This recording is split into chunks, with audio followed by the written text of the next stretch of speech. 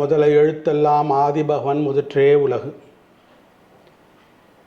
நடந்து கொண்டிருக்கிற விஸ்வாவசு வருஷத்தில் ஐப்பசி மாதத்தில், அதுக்கு இன்னொரு பேர் துலா மாதத்தில்,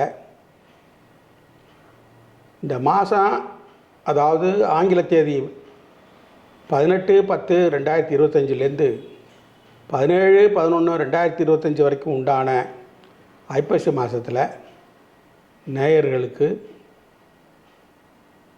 ஓரொரு லக்னத்தவருக்கும் என்னென்ன பலன்கள் நடக்க காத்திருக்கிறது என்பதை ஒரு சுருக்கமாக சொல்ல கடமைப்பட்டிருக்கிறேன். ரெயின்போ 360 நேயர்களே,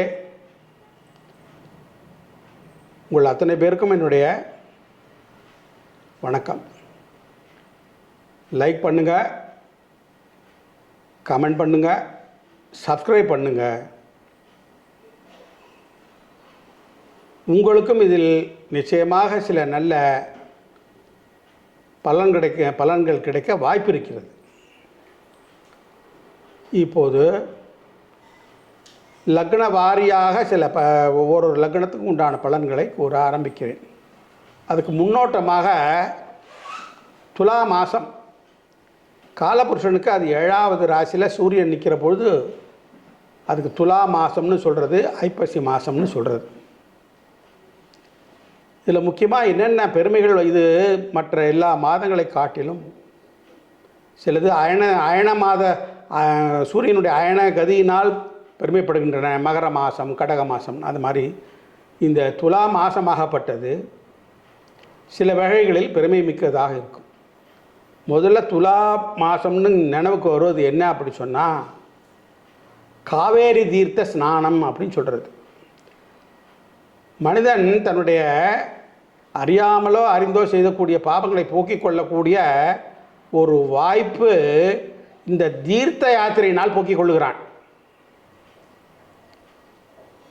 அப்படி இருக்கிற போது இந்த தீர்த்த யாத்திரைக்கு முக்கியமாக இந்த மயிலாடுதுறை மட்டும் ஏன் விசேஷமாக சொல்லப்படுகிறது என்றால், மயிலாடுதுறையில் இருக்கக்கூடிய துலா கட்டம் அந்த இடத்துல ஸ்நானம் பண்ணோம்னா அதற்கு சில சங்கல்ப விதி முறைகள் எல்லாம் இருக்கிறது.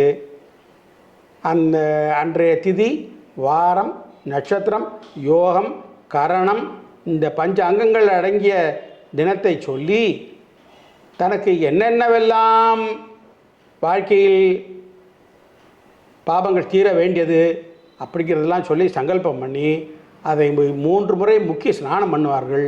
உடுத்திய வஸ்திரத்தோடு ஸ்நானம் பண்ணணும். அதுக்கு பேர் சசேல ஸ்நானம்னு பேர்.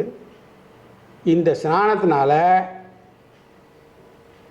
நம்ம எதிர்பார்க்குற சில பாபங்கள் போக ஒரு வாய்ப்பு தேடி கொடுத்துருவார்கள் நம் முன்னோர்கள்.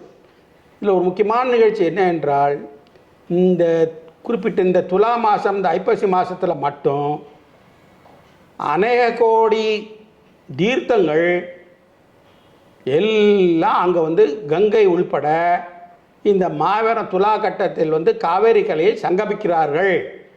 அப்போ ஒரு முறை ஸ்நானம் பண்ணால் எவ்வளவு நமக்கு பலன் கிடைக்கும் யோசனை செய்து பாருங்கள். முன்னோர்கள் எல்லாம் தீர்க்கதரிசிகள் அவ்வளவு கண்டுபிடிச்சு நமக்கு சனாதன தர்மத்தை பேணி காக்க வழி சொல்லி கொடுத்துருக்கிறார்கள். அதனால் முடிந்தால் நீங்களும் அங்கே பயணித்து துலா ஸ்நானத்தை நிறைவேற்றுவீர். இதில் இன்னொரு ஒரு வாய்ப்பும் கொடுத்துருக்கு. இந்த 30 நாளில் இன்னும் ஒரு வாய்ப்பு கடைசியில் கொடுத்துருக்கு. போக முடியாதவர்கள் ஏதாவது ஒரு சூழ்நிலையால், உடல் கோளாறோ அல்லது வேறு எந்த சூழ்நிலை போகாத முடியவர்கள் ஐப்பசி மாதத்தில் கடைசி நாள் அன்று, அதுக்கு பேர் முடவன் முழுக்கு அப்படின்னு சொல்கிறது வழக்கம்.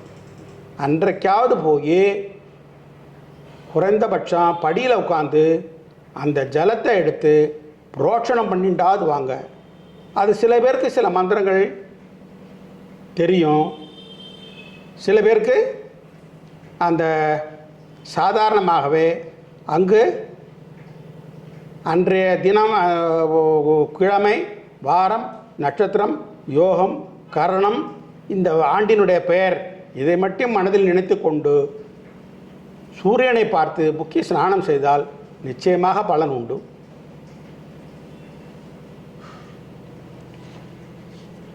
இது துலா ஸ்நான கட்டம் மிக ஒரு சுலபமான முறையில் சிம்பிளாக இப்படி பண்ணலாம். இது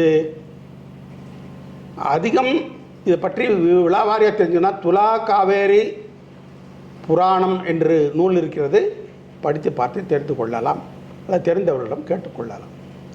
இப்பொழுது நம்ம ஓரொரு லக்ன வாரியாக பலன் உரைப்பதற்கு வருவோம்.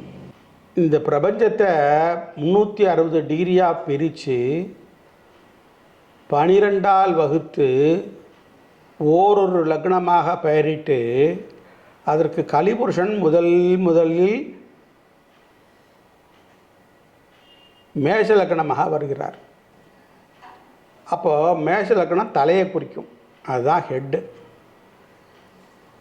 அப்போ இந்த லக்னக்காரருக்கு என்ன அப்படி சொன்னால், யாருக்கும் கட்டுப்பட மாட்டாங்க, தன்னிச்சையாக சுதந்திரமாக செயல்படணும்னா பிரியப்படுறவங்க. அதனால் அந்த அமைப்பு கொண்ட மேஷ லக்ன நேர்களே தற்போது ஐப்பசி மாத பலனை பார்த்து கொண்டு வருகிறதுனால அங்கே சூரியன் தன் மனசுக்கு பிடிச்ச சூழ்நிலையினான களத்திர ஸ்தானத்தில் சுக்கிரனுடைய வீட்டில் சுகபோக ஸ்தானத்தில் போய் உட்கார்ந்துருக்கார்.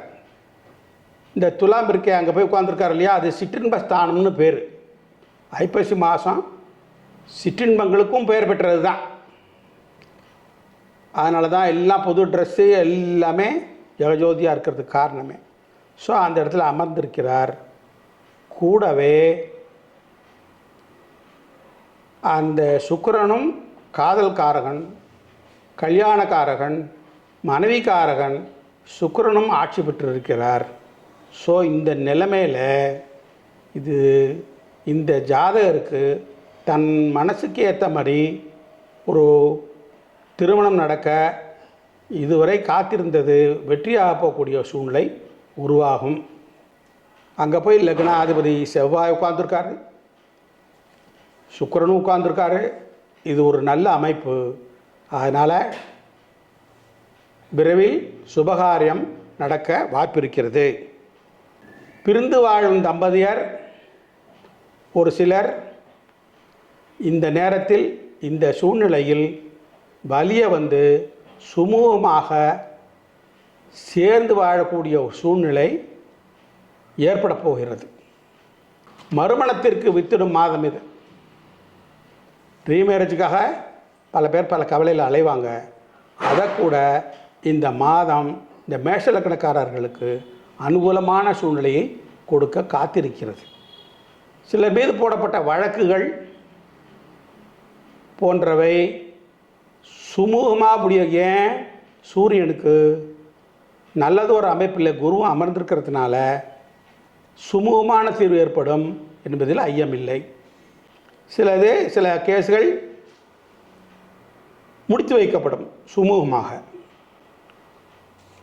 திடீர் அதிர்ஷ்டத்தால் இழந்ததை பெறும் மாதம் இது மேஷ லக்னக்காரர்கள். செவ்வாயுடைய சம்பந்தம் ஏற்படுவதால் அறுவை சிகிச்சை எதிர்பார்த்திருக்கும் அன்பர்களுக்கு நல்லபடியாக முடியக்கூடிய சூழ்நிலை இந்த மாதம். சிலர் மீது போடப்பட்ட வழக்கு முடித்து வைக்கப்படும் சூழ்நிலை இது. பெற்றோர்களிடமிருந்து நீண்ட நாட்களாக இருந்து வந்த பிணக்கு சுமூகமாக தீர்க்கப்படும் நேரம் இது. பாக்யாதிபதி குரு மேஷ லக்னத்துக்கு நல்ல நிலையில் சஞ்சரிப்பதால் தீர்த்த யாத்திரை போகக்கூடிய வாய்ப்பு உண்டு. சில லக்னக்காரர்களுக்கு தர்ம சிந்தனையால் உந்தப்பட்டு சில தர்ம ஸ்தாபனங்கள் ஏற்படுத்தக்கூடிய வாய்ப்புகள் உருவாகலாம். சிலருக்கு தன் குலகுரு, மடம், சாமியார் போன்ற இடத்தில் தரிசனம் செய்ய வேண்டிய பாக்கியம் ஏற்படலாம். மேஷ லக்னக்காரர்கள் சிலருக்கு சித்தர்களின் அருளால் சில மாந்திரீக அறிவு அறிவு தூண்டுதல் ஏற்படக்கூடிய ஒரு வாய்ப்பு ஏற்படும் மாதம். ஒரு சில பரிகாரமாக இந்த மாதத்தில் முக்கியமாக கோசாலையில் இருக்கும் பசுமாடுகளுக்கு எள்ளு பிண்ணாக்கு, கடலை பிண்ணாக்கு போன்றவை வாங்கி கொடுத்து பிரார்த்தனை செய்து கொண்டால் சில முக்கியமான காலந்தாழ்த்து கொண்டிருக்கும் செயல்கள் வெற்றியாகக்கூடிய வாய்ப்பு இந்த மாதம் சூரியனுடைய அருளால் ஏற்படும். சிலர் சிவ வழிபாடு செய்வதால் நற்பலன் ஏற்படும். அஸ்வினி நட்சத்திரம் முழங்கால்களை குறிப்பதால் சிலருக்கு முழங்கால் மூட்டு வலி பாதிப்படைய வாய்ப்புண்டு.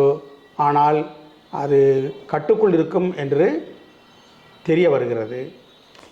பஞ்சமாதிபதி சூரியன், பாக்யாதிபதி குரு, லாபாதிபதி இவர்கள் நல்லதோர் அமைப்பில் சஞ்சரிப்பதால் மேஷலக்கணக்காரர்கள் சிலர் சொத்து வாங்குதல், அசையும் சொத்து அசையா சொத்து வாங்குதல், விற்பனை செய்தல்களில்